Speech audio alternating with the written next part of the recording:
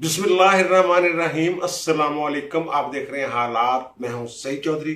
जैसा कि कल मैंने अपने व्लॉग में पेशगोई की थी कि जुडिशल कमीशन के इजलास में जो 5 जजेस सुप्रीम कोर्ट के लिए नामजद किए हैं chief justice Pakistan mister justice Umar Ata Bandial ने, उनकी मंजूरी नहीं दी जा सकेगी।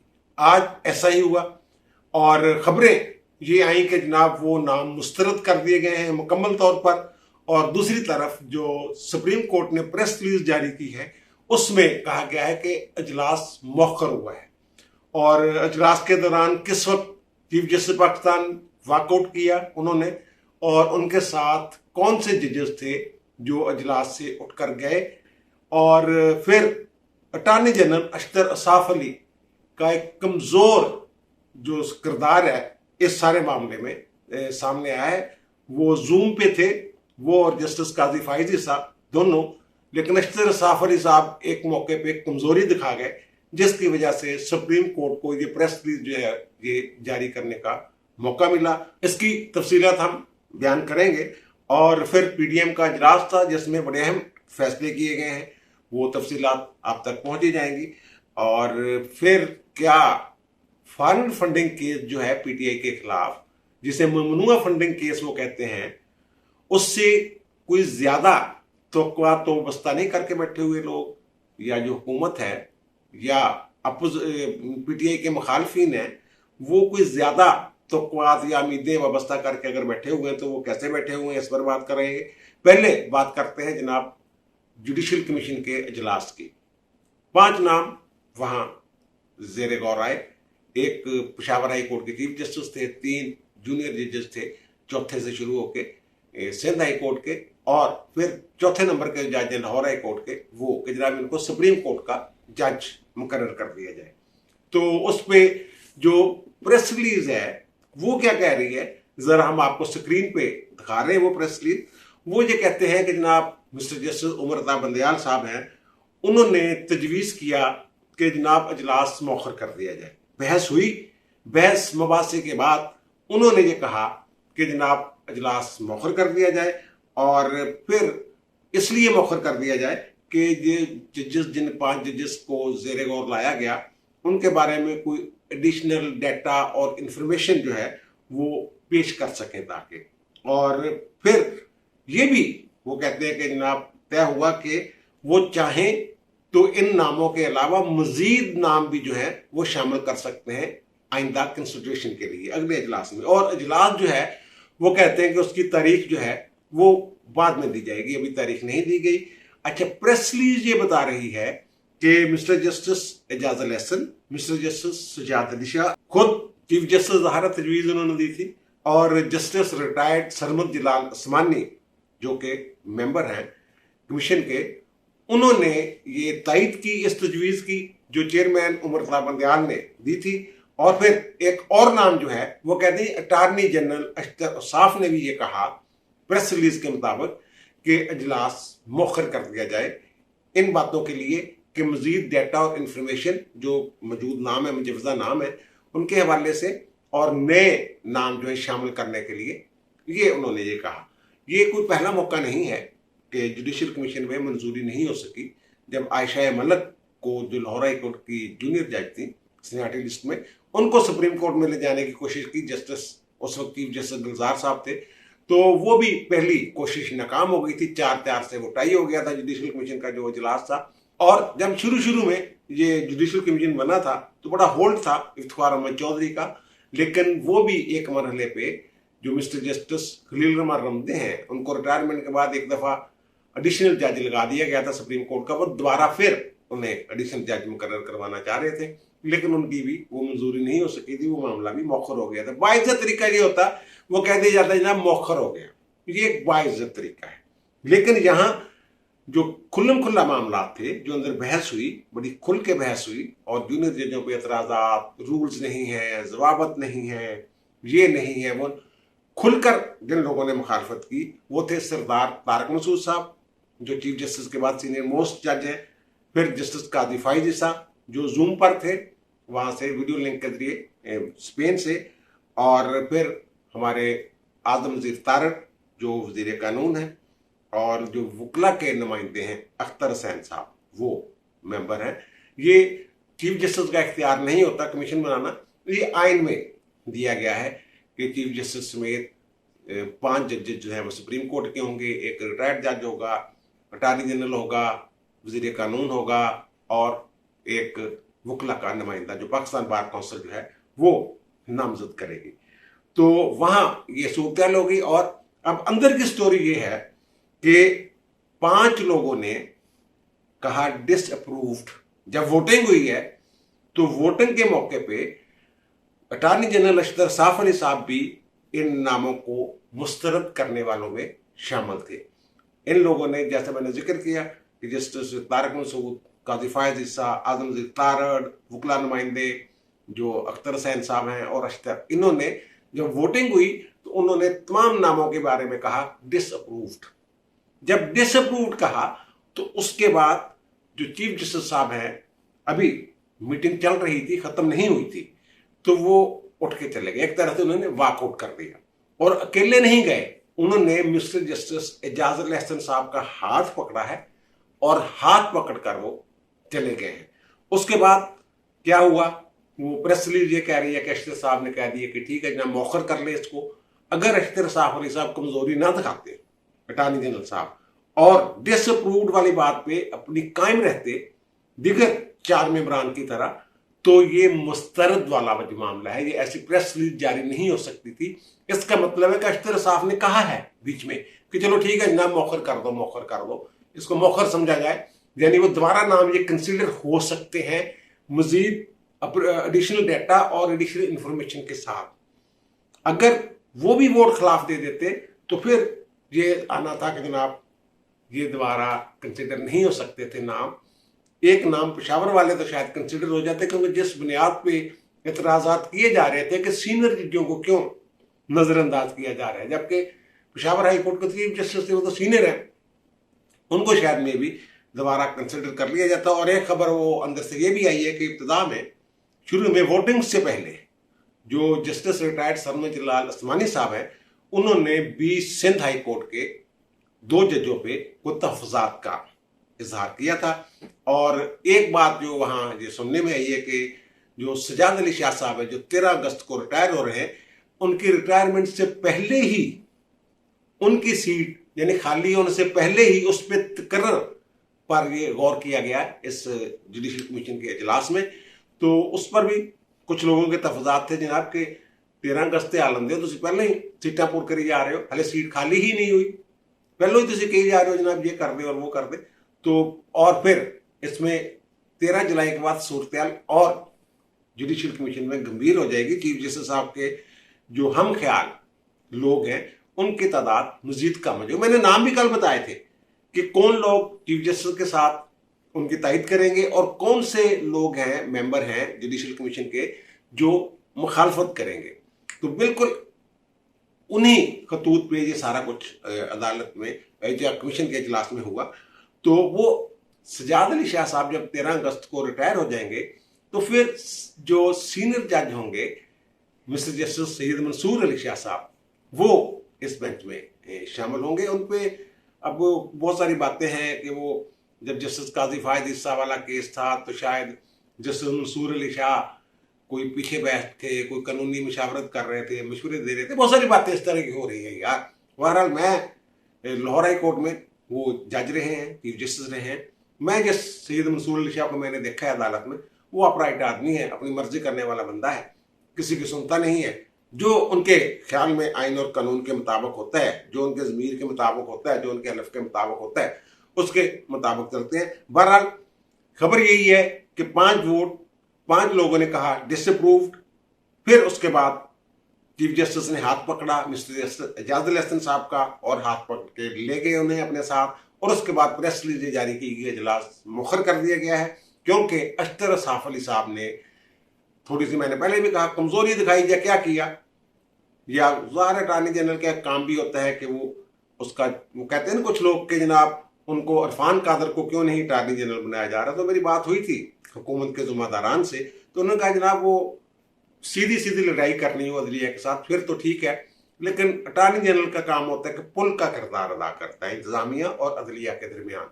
शायद अशतर साहब ने कुछ ऐसी कोशिश की है कि अदलिया का वकार जो है वो चीफ जस्टिस साहब की जो नामजदगी है इस हवाले से कोई ऐसी नाम सामने चीज आए कि लगे कि जनाब शायद चीफ जस्टिस पाकिस्तान को शिकस्त होगी। बहरहाल अगर ये ऐसा जेस्चर दिया उन्होंने तो ठीक है, गुड है, अच्छा है। पर पीडीएम के इजलास की आपने खबर सुन ली होगी। जो पीडीएम के सरबराह हैं मौलाना फजल रहमान साहब, उन्होंने प्रेस कॉन्फ्रेंस की है, काफी सख्त लबो लहजा था। मरियम नवाज भी बोली है वहां पे और उन्होंने कहा जनाब पीडीएम ने जो फैसला किया, पीडीएम में शामिल जमातें, और उन्होंने पहली बात तो यह है कि इजलास में उन्होंने पीपल्स पार्टी और एनपी को दोबारा पीडीएम में मुशावरत में शामिल होने की दावत दी है। वो नाराज हो गए थे ना इस्तीफों के मामले में। अब तो हुकूमत में है, वो भी इनके साथ ही है, लेकिन उन्होंने बाकायदा दावत दी है इन लोगों को शामिल होने के लिए। और फिर पीडीएम जो है वो सहारा हुकूमत, जो पीडीएम की जमातें हैं वो सारी हुकूमत में भी शामिल है। तो उन्होंने जो फैसला किया कि नहीं भाई, इलेक्शन टाइम ना, ये नहीं, अब लड़ेंगे। ये लड़ने का फैसला किया उन्होंने।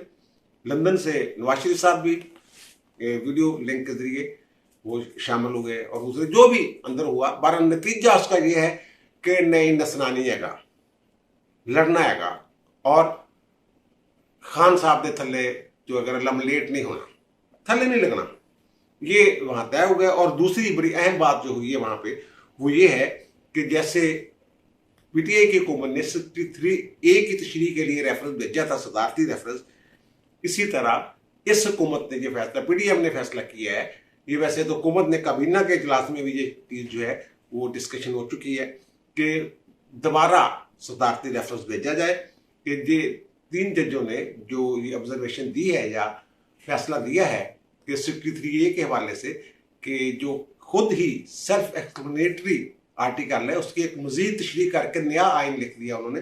2 जजों ने मुखालफत भी की इसकी, तो वो उसको दोबारा रिव्यू करे सुप्रीम कोर्ट फुल कोर्ट बैठ के। तमाम जजेस जितने भी हाजिर जजेस हैं वो सारे बैठे और जो फैसला करें। और सदर साहब इस रेफरेंस को रोक नहीं सकते।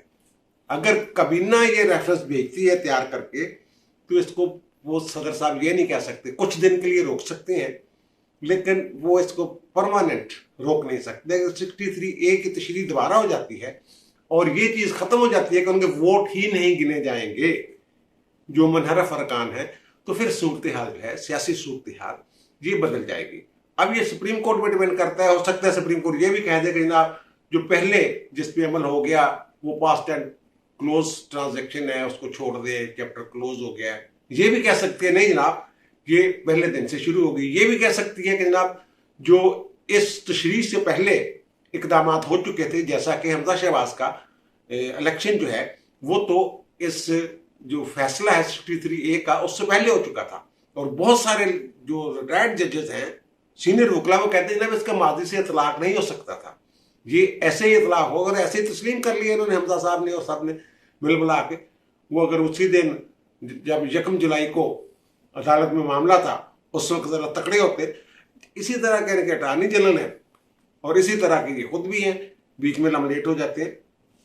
और दूसरा ये बड़ा शोर है, पीडीएम ने भी मुतालबा किया है इलेक्शन कमीशन से कि जनाब जो फॉरेन फंडिंग केस है पीटीआई के खिलाफ उसका जल्द अज जल्द फैसला किया जाए। कई हफ्ते हो गए, फैसला महफूज किया हुआ है, 8 साल से ये केस पेंडिंग है। कोई 40-50 दरखास्तें हाई कोर्ट, सुप्रीम कोर्ट, फिर हाई कोर्ट, फिर सुप्रीम कोर्ट, फिर इलेक्शन कमीशन, यहां जा रही है वहां जा रही है, इल्तवा में रखा जाता रहा है इस मामले को।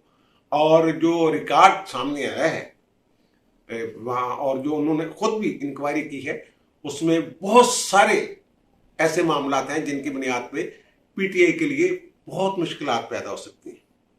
जो हमारा कानून है वो जो इलेक्शन एक्ट, पहले पॉलिटिकल पार्टीज एक्ट 2002 होता था ना, उसमें फिर उसको शामिल कर दिया गया इलेक्शन एक्ट 2017 में, और उसी के ताबे ये सारी कार्रवाई हो रही है। पहले तो मैं ये बता दूं कि जो खान साहब ने जहां से पैसे पूछे लिए हुए हैं उनमें, लेकिन इससे पहले कानून को थोड़ा सा समझना जरूरी है, फिर ही वो समझ आएगी कि खान साहब ने क्या किया हुआ है, क्या गड़बड़ हो गई हुई है खान साहब के साथ।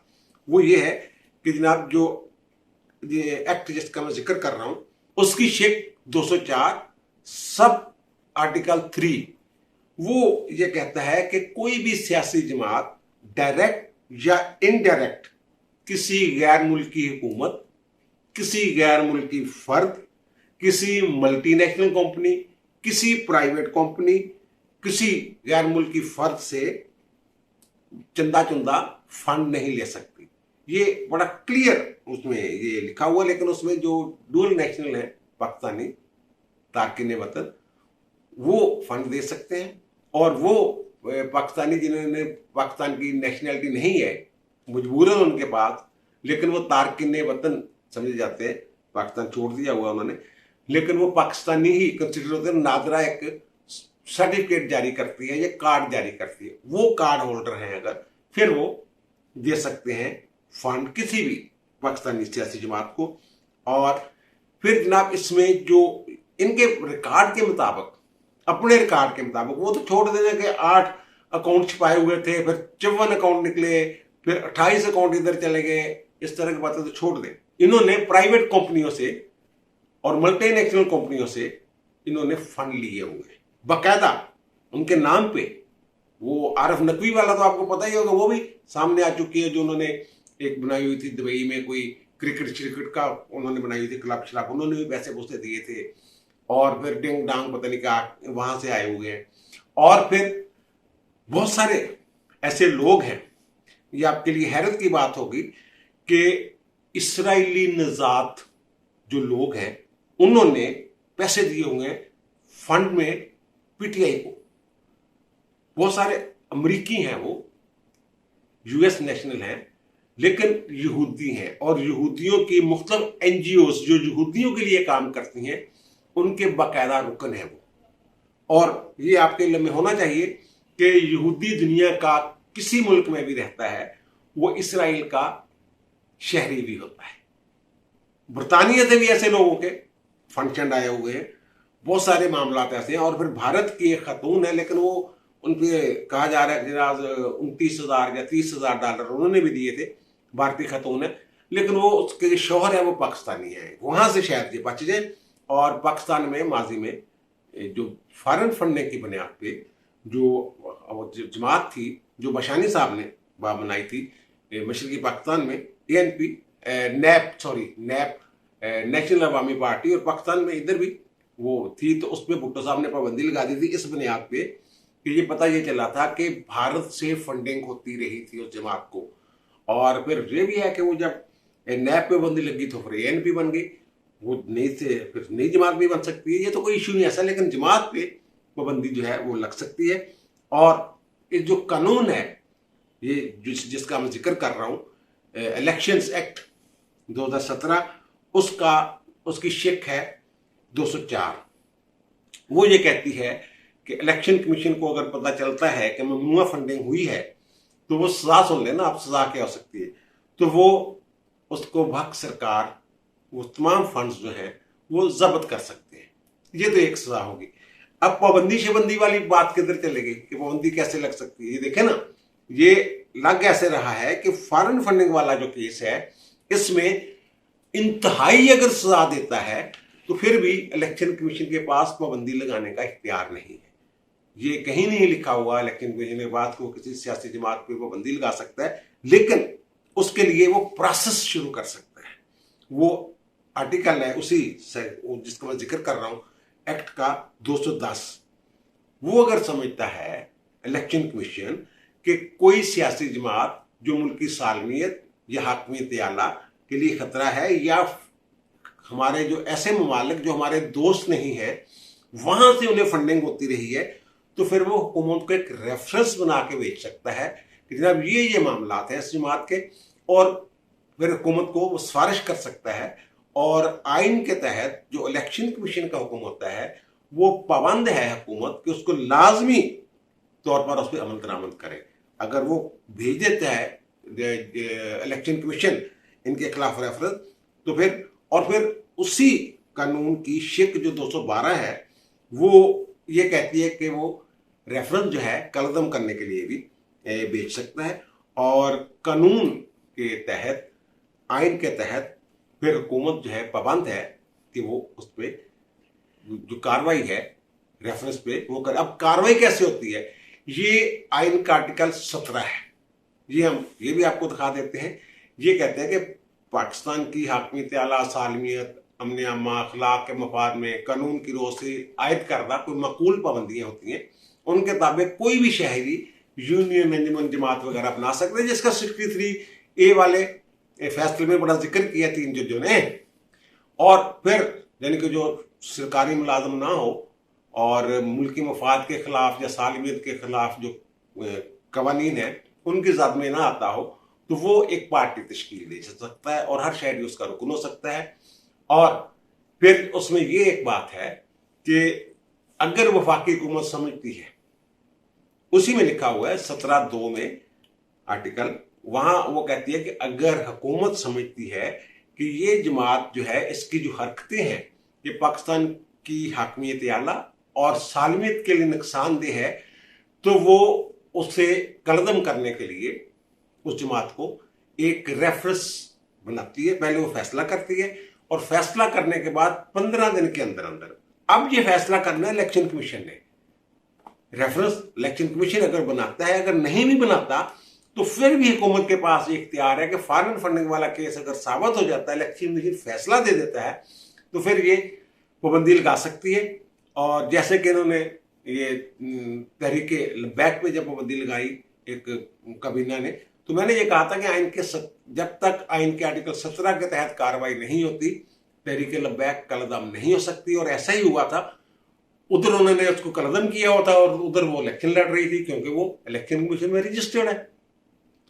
अब भी आर्टिकल 17(2) के तहत फिर वो काबीना फैसला करेगी और फिर 15 दिन के अंदर अंदर वो उसको सुप्रीम कोर्ट भेजेगी। मामला फिर सुप्रीम कोर्ट के पास ही जाना है और फिर सुप्रीम कोर्ट ने ये फैसला करना है कि उस रेफरेंस की रोशनी में जो इल्जामात हैं बाकायदा ट्रायल करके कि इल्जामात ये लगाए गए हैं दुरुस्त हैं या गलत हैं, तो फिर उन्होंने फैसला करना है कि कलदम होती है जमात या नहीं होती। अगर कलदम होती है तो असम्बली में जितने भी उसके अरकान हैं वो सारे नहल हो जाएंगे। और खान साहब भी ज़ाहिर है वो तो उनकी तो नहली बनी जाएगी, वो तो पहले भी रिजाइन करके बैठे हुए, वो स्पीकर साहब मंजूर नहीं कर रहे। और इसमें एक और चीज जो हुकूमत की फेवर में जाती है, जिससे कुछ उम्मीद वाबस्ता की जा सकती है कि इनकी मर्जी का नतीजा निकल सकता है, वो आइन के आर्टिकल 17 का जो सब आर्टिकल 3 है, वो ये कहता है कि हर सियासी जमात जो है वो कानून की मुताबिकत में, यानी कानून के ताबे रहते हुए कानून के मुताबिक अपने माली ज़राए यानी वसाइल जो है उनके, उसके माखज के लिए जवाबदेही होगी। हर सियासी जमात के लिए ये पाबंदी है कि वो बताए कि उसके पास पैसे कहां से आ रहे हैं। ये बताने में नाकाम है पीटीआई। और फिर बहुत सारे ऐसे मामलात हैं, बहुत सारे डोनर्स जो हैं वो ये कह रहे हैं कि सानू तो पता ही नहीं लगे सी पैसे पीटीआई दे रहे, असी तो शौकत खान नूं दे रहे सी, असी तो फंड रेजिंग जी शौकत खान अमली समझ रहे सी। ऐसी खबरें भी मौजूद है जिनकी तरदीद नहीं हुई। और ज़ाहिर है अगर हो सकता है इलेक्शन कमीशन रिकॉर्ड पर ले आए। बहरहाल इससे मैं तो जो है उतनी बड़ी उम्मीद लगा के नहीं बैठा हुआ जो जितनी ये इन्होंने जो हुकूमत की जमातें हैं पीटीएम वगैरह या पीटीआई के मुखालफिन हैं वो लगा कर बैठे हुए। तो मैं 100% इसकी तईद नहीं कर सकता कि जनाब इनकी जो ख्वाहिशात है वो पूरी होंगी। बहरहाल मुश्किलात पीटीआई के लिए बहुत होंगी अगर फैसला आ जाता है। जवाबदेही, अवाम के सामने जवाबदेही, और जब वो चीज़ें सामने आएंगी कि जनाब यहूदियों ने पैसे दिए हुए हैं और ये इसराइल के खिलाफ जो खान साहब कहते हैं कि इसराइल ये है वो है, हुकूमत की आपको पता ही है वो क्या कहते रहते हैं, और वहाँ इसराइल के शहरी इनको फंड दे रहे, तब क्या होगा। ये सारी चीज़ें जो हैं ये मेरा ख्याल है कि जल्द हो जाएगा, अब लंबा नहीं होगा मामला। ये जो इलेक्शन कमीशन है जल्द इसका जो है वो फैसला कर देगा। अब मुझे दीजिए इजाज़त, इंशाल्लाह दोबारा मुलाकात होती है नए व्लॉग के साथ। अल्लाह ताला आप पर, मुझ पर, हम सब पर मेहरबान रहे। अल्लाह हाफिज़।